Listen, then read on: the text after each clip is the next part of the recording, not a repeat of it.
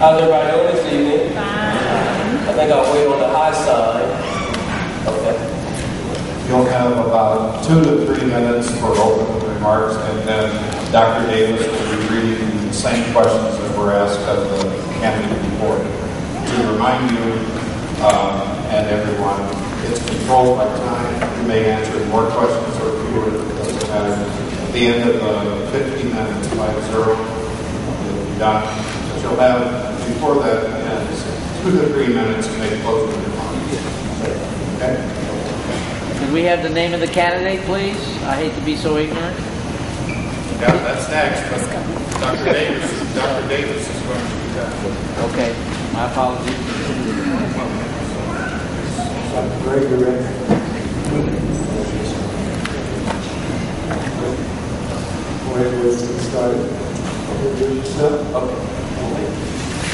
Good evening. First of all, if you don't mind, join me in thanking, I really want to thank the faculty staff, Gallery Elementary School, and glad to be here. So thank you. Let's join me. Please join me. Thank you. Being a former principal, I understand how desperate you work, hard you work to make sure this night is prepared for us. We appreciate it.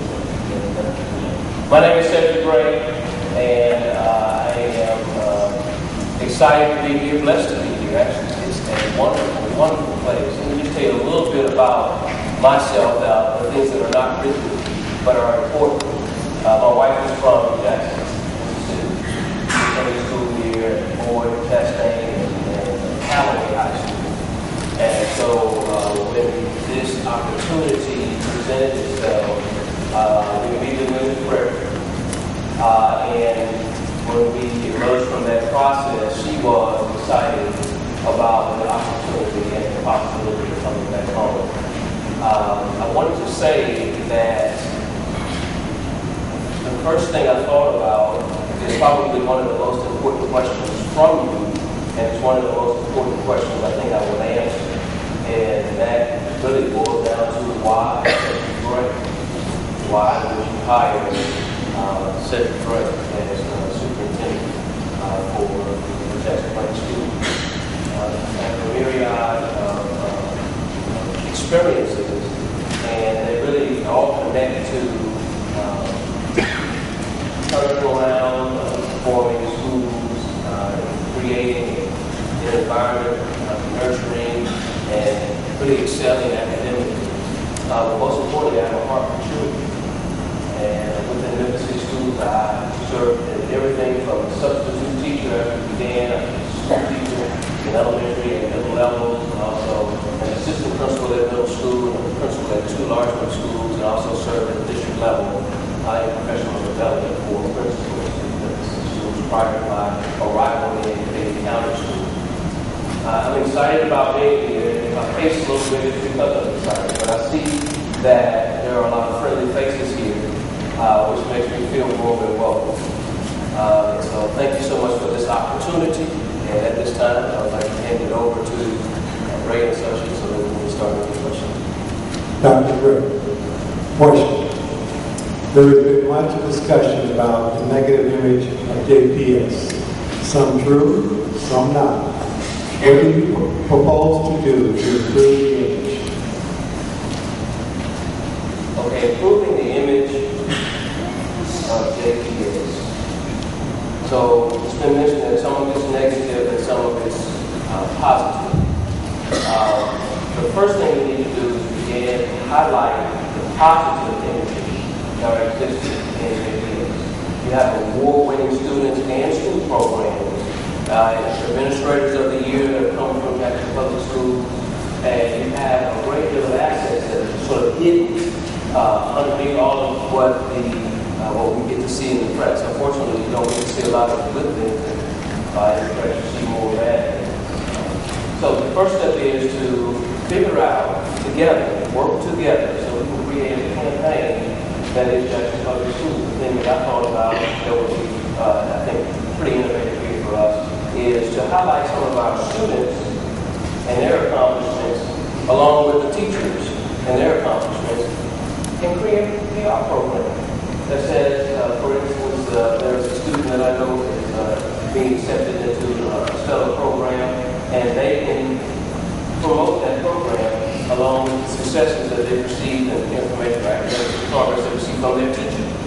So it's a 2-3-step program, two or 3 steps, excuse me, that we need to follow in order to get there. The big part of it, though, comes from you. Now, let's just talk a minute. What we hear is mostly negative. Sometimes you get that at the grocery store, the barber shop, and at the belt where we're shopping for pants and shirts. And what I've discovered is that's where the turnaround can take place. When we begin to put information into our community about the positive accomplishments of JPS, then what we begin to do is start to turn around the perception. Because what I've discovered also, just in my cursory review of data research here, is that, believe it or not, there are a lot of great things going on that we may not be holding on to as tightly as we should. We need to highlight our bright spots and spend some time talking more about our order program, our advanced placement classes that are taking place in our high school, and how we're propelling our students through those programs, and also that our STAR students, our award-winning elementary students, that have a firm foundation in our community. After all, that's where the basis of all of this comes from. Most importantly, though, it is about just hitting the public with the good things that go on in our system. We have a public relations department within JPS, and they will do a stellar job in promoting this. I literally can see billboards that say building stronger schools together with a student's face on it and their high school that they graduated from that says that they were a success in this place. When you start to promote the positives, then you start to get a little traction.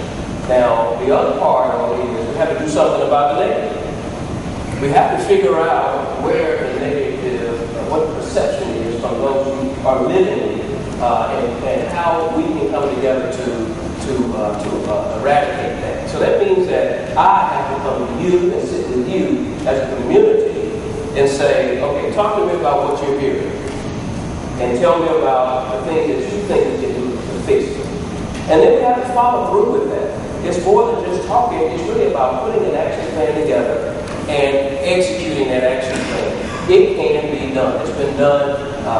It's been done in numerous places that I've had the pleasure and blessing to lead, and I know that this is the place that it can happen. You all should. I've just standing outside, walked into the Greek crowd of Jackson State University graduates.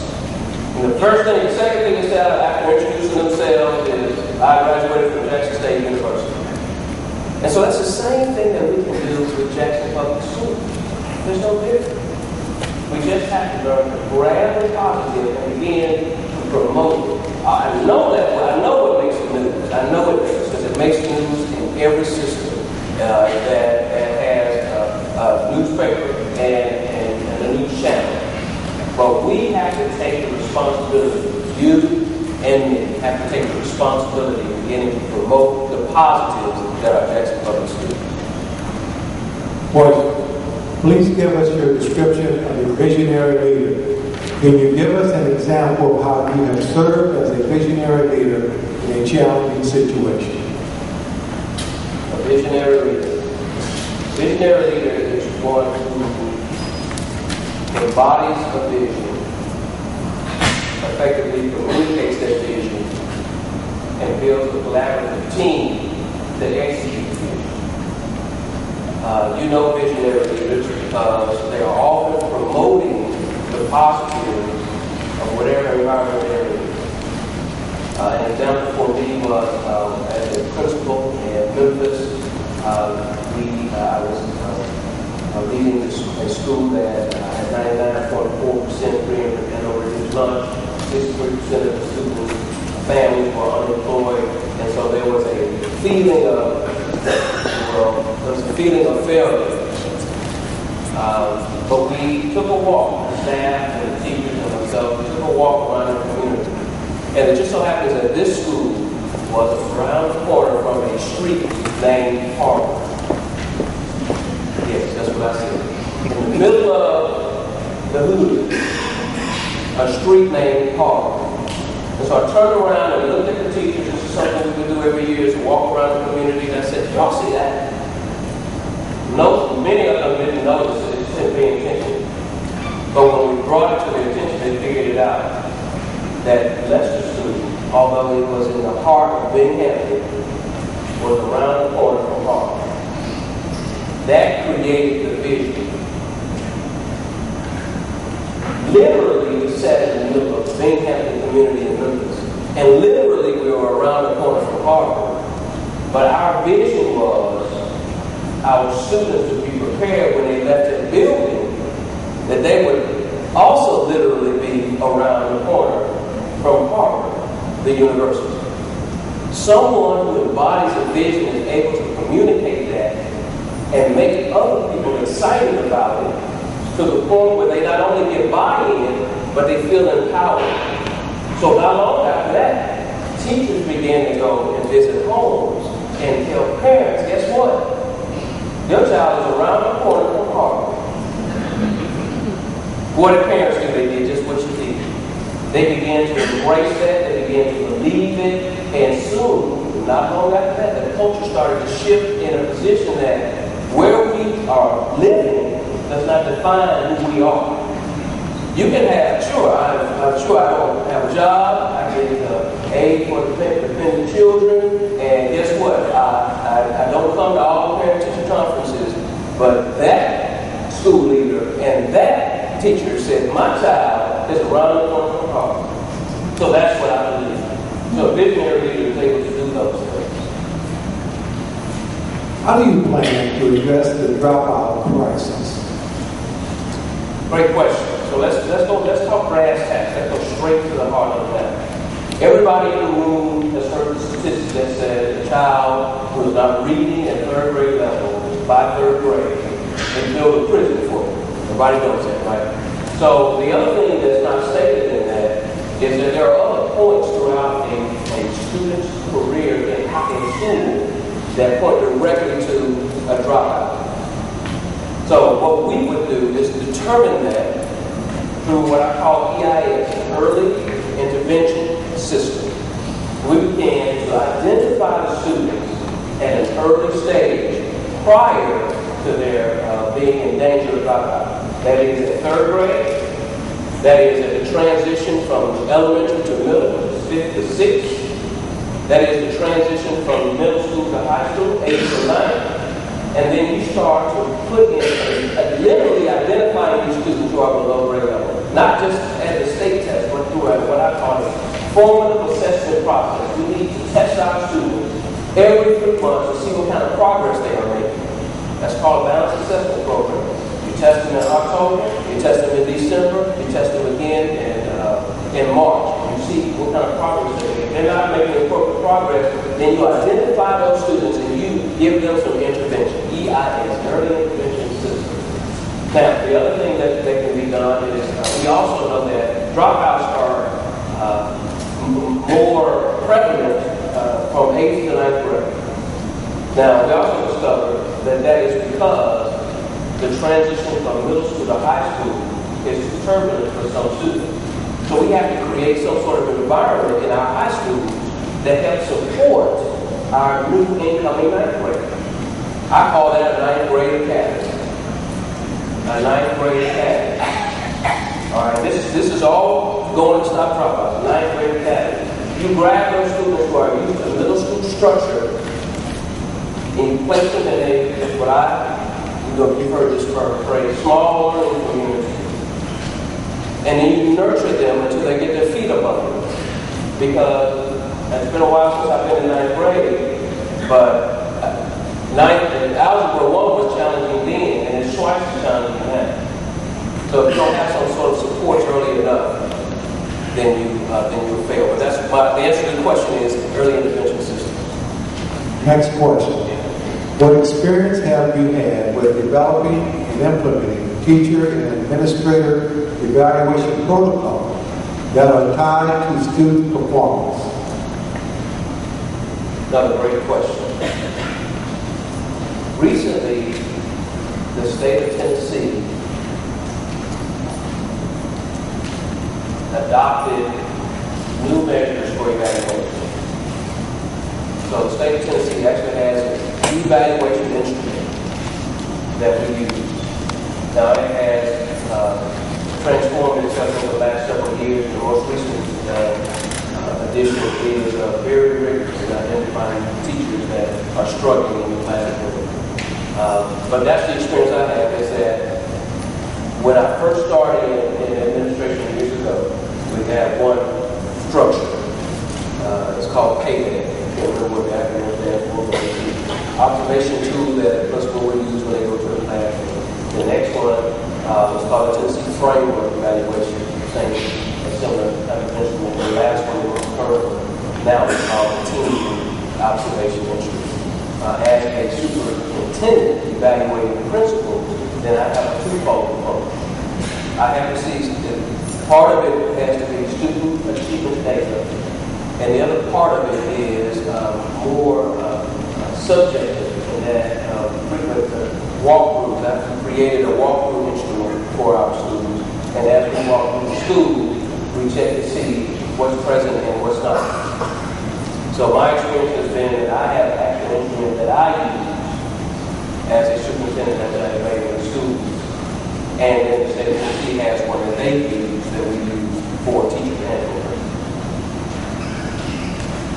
Question: what kind of leadership do you think you can bring to Jackson that we haven't already experienced?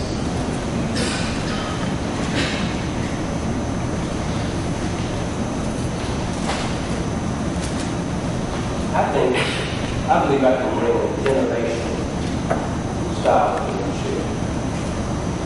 I think I can bring an innovation style of leadership. I was having this conversation with another group earlier, and we were discussing how, and we maybe get to this one of the questions, but we were talking about how to engage parents. And I read some research that said parents are most effective in student achievement if they help their student, if their child at home. That's the most effective way of parenting engagement. And so some innovation I think would be, we have ITV, JPS has ITV, so we can get some of our superstar teachers to teach us, record it, and play it on ITV. But that's the kind of innovation that I would love to bring to the district. We have to sometimes think a little bit outside, I know the term is overused, I think, but sometimes we have to think outside of the box and really look for areas that we haven't looked for that will help our students achieve another innovation. I don't know if it's here or not, I haven't seen it, but another innovation is we would, instead of just having an after-school program, I think we have to take a look at the during the school day schedule. High schools that are on block can create, and we, at middle school, as a middle school principal, we created a 7th period. And students would be assigned to the 7th period based upon their academic success. So the 7th period, last block period of the day, it varies a little bit in a 4x4 or a traditional schedule, perhaps in middle school. But anyway, so the last period of the day, here's some innovation. All right, so instead of, we just shorten the other periods and make this last period, and then you assign to a classroom based upon the needs you have academically. So if you're struggling in math, then guess what? You're going to math class for 45 minutes. Because you know that after school is a tough time for students. Because it's a tough time for us. When we get off work at 8 or 9 o'clock at night, we don't, we're not going after school. Well, maybe not all of them. Some of us will have, but there's a lot to be had by innovation. Innovation speaks loudly also when you're dealing with X amount of dollars, and it doesn't seem like there's going to be any more coming. So you have to start to think outside the lines in order to get some of these things accomplished. So innovation, I think, is one thing. The other part is the other style, the other leadership that I would be able to bring or hope to bring is, okay, so there's really no terminology for this, but I may speak softly, but I act firmly. Okay, so let me just kind of, I'm just at a fault. I'm sorry, I could be here. I had the title, and this is an informal interview. But you might remember Billy D. Williams when he was doing those commercials Mark Dixon. I don't know. I'm just going to use it as an example. Don't hold it. But at the end of the example, people say, don't let the food taste bad. See, I'm not even about myself. See? I know when we do, I feel like in the church, so some stuff I won't say. But I ain't been good my whole life, okay? So the other style of leadership is to act firmly, but not be ugly. People, if you are honest with yourself, you know where you're wrong, where you come up short, where you can do a little better. You know that already. Superintendent knows that too. But that doesn't mean I have to come in here brandishing a sword threatening to cut you off. That's not how it works. No. For the leadership style that I bring in, is closer to coaching, guiding, and supporting. And then we get to a point. Okay? Y'all understand that point, right? But we're not cussing and slamming doors and getting all upset and demeaning one another because you have a shortcoming. There's an expectation, there are set of duties and responsibilities, there are things that you must do for our students to be successful in every classroom. And after coaching and guiding and directing and you don't get there, then you can leave the room with your head held up high, knowing I'd be happy to write you a recommendation for somewhere else. But we're going to be respected. Okay? So those are two styles, innovation and y'all don't go and say, just Mark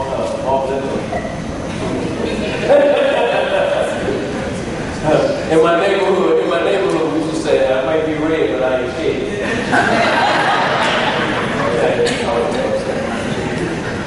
What is your perspective of addressing and improving parental involvement and reducing dropout rate? So I've addressed a little bit of that, but let me tack on this. So I mentioned a second ago that research has shown that the most effective way to improve student achievement and engage parents is for parents to help kids at the house. Okay. So when I was a principal at Leicester and where I am right now, all of our parents just don't have the capacity to help their children without help, trigonometry, biology, okay, spelling. You said spelling? Hey, that's some complicated words. So what we do is we support parents in a myriad of ways, okay? One of which is, how about a to-do list on how to set up your room to do homework? Mine is 67. You got Nintendo DS, iPod Touch, and we did not put a TV in the bedroom. Okay, we just don't do that. That's just us. But some parents who are very busy, have two jobs, and just say, quite frankly, look, I just can't handle it tonight. Make sure you've done your homework. What we have to do is give tips to parents on how to handle that. And where I am right now, we have a Parent Impact Symposium. Parent Impact Symposium. It's 3 times a year. I call it a vision of, I'm going to say a vision that I have, that teachers make a difference, but parents make an impact. So when you come to the Parent Impact Symposium, you bring it to them. An open mind so that you can receive the home tips. We did internet safety, we've done how to help your child do this, that, and the other. And the second piece, you need to bring all of your concerns. We don't want to wait until you're hot and bothered to do that. Just bring it. We'll talk through them, write them down, and then we will follow up with them. Okay? So that's how I think we help parents. Is we Parent Impact Symposium is a marvelous idea. Parents will love it. We even serve fish and spaghetti and Title I night. What would you do for the first 100 days? All right. So the first 100 days, actually the president gets 100. I'm giving myself 90. Okay. So I have a 90-day plan. And on this 90-day plan, I have several priorities based on the cursory research that I've done. First is academic achievement. The next is unified governance. Third is operational accountability.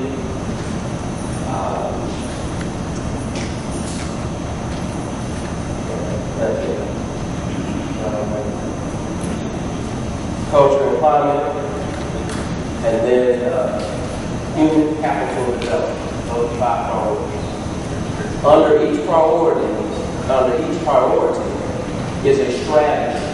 So, for example, academic achievement is priority 1 in the 90-day plan. So the first thing we will do is what I call a data dump. I want every piece of data that exists on every school in the system. And we start to pour through that data. So that happens for every of the 5 priorities, every one of them. At the conclusion of the 5 priorities, right here at the 90-day mark, since you all give me 100 days, then we'll create what we call a set of fault lines. And that is areas of concern and challenge that we've discovered exist. There's no fault line in a place where an earthquake could happen. So a fault line for us is a place where trouble could occur if we don't apply some intervention. That's my first 90 days. It starts with, and I got also, along with that, as I'm gathering, as we're doing the data dump, for example, and academic achievement, that's not the only thing, that's part of it. I have a learning plan. Teachers have a lesson plan, I have a learning plan. The learning plan has 17 to 26, 27 questions that we will ask school leadership teams, that we will ask all cabinets, direct reports, and that we will begin to ask community members as well. So it grows from 17 to 27 based on how you answer the first 4, 5, or 6 of them. Okay? So that's my plan for the first 90 days. Part of this question has been answered already, but what role do you see after-school programs play? And how do you envision working with after-school programs to enhance the educational operation for children? After-school programs should be a legitimate, bona fide extension of the school day. Now we have to be real careful not to make it babysitting, especially in the middle school where our children are in trouble. Okay? So it's an extension of the school day. So literally, the sector will have an academic plan during the day. That just extends another 45 minutes to an hour in the afternoon. I am still suggesting, though, that we take a closer look at the scheduling that takes place during the school day, because students get really, really weak and really tired at the end of the day, especially if they have had a rigor applied to their instruction. They're tired, they're worn out, and cookies and punch really don't really cook. I know what mine looks like when she gets out of school. And the cookies and punch, she's eating like she didn't have lunch. Okay, kids, I don't understand that. I know she had lunch because I went by there. I saw her eat lunch. But anyway, I'm sorry about that. So anyway, so that's what we do. After school is an extension of the school day, not babysitting. But we should take a closer look at the schedule in the school. Question. What are your thoughts on professional development training for administrators and staff? Okay, so the doctor has to have his license renewed. Lawyers have to continue to attend professional development so that they can do current trainings in law. It's really no different from education. I think that my experience has been that professional development hours are required for anyone that holds a license. That's a short version. How would you go about making sure schools have programs that keep students interested?